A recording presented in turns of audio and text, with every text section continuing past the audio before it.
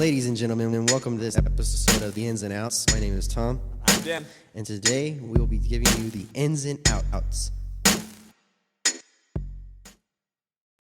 All right, welcome to Ins and Outs. Today we're talking about using other people's bathrooms. Yeah, the bathroom that is approximately 20 feet from where we're at right now, which you've absolutely annihilated several times. And I know we're recording this and stuff, but this is more like an intervention, if anything.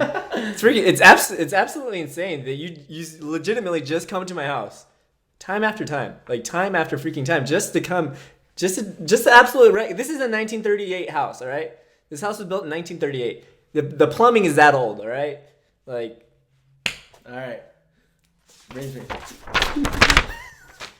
I'm being friends with this guy. This guy comes here just to absolutely annihilate my bathroom. It's unreal. It's seriously unreal. Like I go open the door. I'm like, hey, what's up? Hey, Tom, it's nice to see you, man. And he, hold on.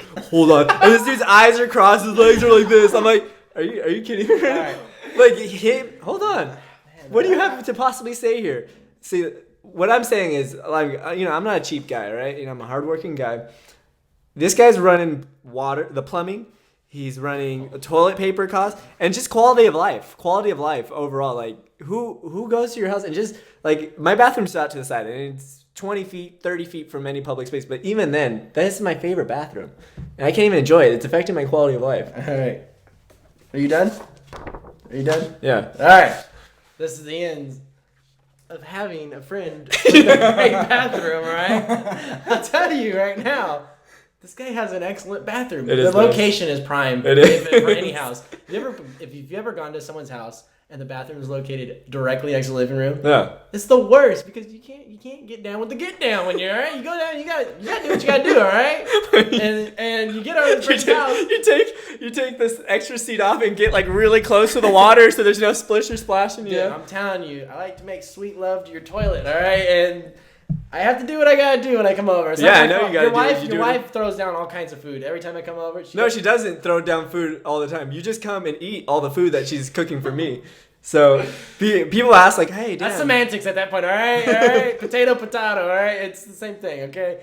I come over, they feed me graciously, and then I have to use the restroom. All right. If your restroom was right next to your living room, I would maybe hold it in a little bit, all right? No, you wouldn't. But they put it across the bathroom. You just go upstairs to the one in my bedroom. That's good. That's also that one's a little small. All right. But anyway, so back to my point though. They put the bathroom's way far from the living room, so you can go and do your thing in peace while no one even if you're at a party, you have a party over here, no one realizes you're even gone. That's true. And then next thing you know, that's true. You're back at the party and you're feeling refreshed and you're ready to go back at it. All right? Because every time Thomas gets out of my bathroom, he's just doing the cha-cha, just swirling about, No, see, I speak from personal experience that the major out of using other people is not even when it's your friends, when it's an acquaintance bathroom, and that's your first impression that you have on them. I'll agree with major out. I'll double that. That's bad. I've gone in that same scenario that you're saying. I've told you about this hundreds of times.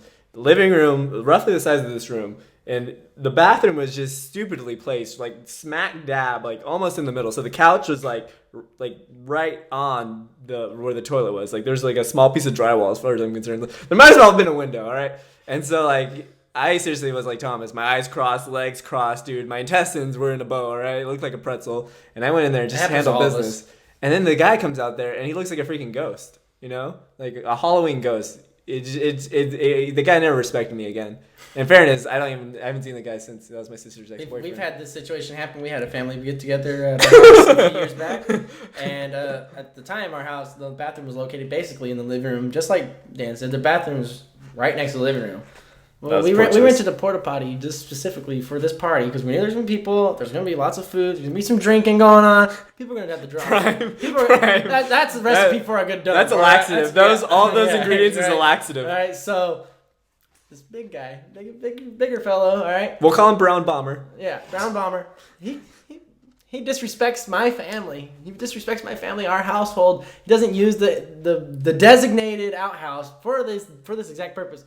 Comes and destroys our living room, bathroom. It's a bomb! which basically destroys our living room, our kitchen, and our hallway all in one fell swoop. It was bad. In fairness to the brown bomber, though, like your dad designed your house, didn't he? He built the house. That was back in the day, all right? Things were different. All right? Before people annihilated bathrooms. Dude, people's diets were a lot different back in the day, man. There wasn't all this fast food and they ate amongst the dinosaurs. We were all herbivores. Yeah, dude. I mean, things were different, all right? He didn't design that bathroom thinking brown bombers gonna come in and just destroy that. All I place, know right? is that my house, built in 1938, is brown bomber proof. No, well, all right, it's it is free from that problem. And then here's another thing. Here's another route. Uh-huh. When you're over at a stranger's or a friend's bathroom or whatever, this first time you're using it, you never know what kind of flushing. This is something that everyone should do. True. If you ever taken your first dump at a person's house, make sure before you take the dump, flush the toilet so you can see what kind of suction they got going on with this toilet. Yeah, but then you got double dipping on the. There are people like, oh dear God, what is going on? I'd rather As a nurse, if I heard somebody double flushing, I'd be like, something's going on there. If someone walks I'm in, tapping on that door and I'm getting down to that's the thing get though, down. man. Why gamble? You double flush. One flush is just a clear, nothing in it. It's just water, right? And then the second one, well, depending on what the results of the flush are, if they're good to go, you drop the deuce.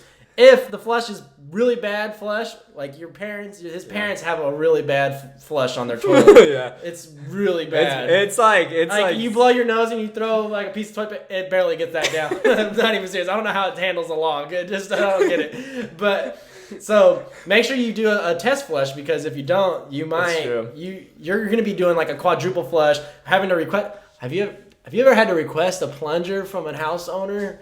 Some people don't keep a plunger. How would you go about that? That is simulating. That is the biggest out. It's the biggest out because you're in a lose-lose situation. You either leave the dump, which is like, you don't want to leave the dump. I've done that before. You do guerrilla warfare in the bathroom? When I was like a sophomore in high school, I went over to my buddy's house and I destroyed their bathroom, and I didn't do a test flush. No suction whatsoever. I didn't know what to do. I panicked, so I just left it. That was before the ins and outs. And then, yeah, exactly. Before YouTube and ins and outs. And then his dad came home and he was like, dear God, what the fuck, you know? So I'm trying to prevent our viewers from ever having to experience this, because...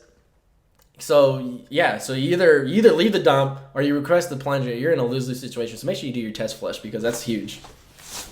One test flush can go from an out to an in real quick. Very quickly. Ins and outs of using other people's bathroom.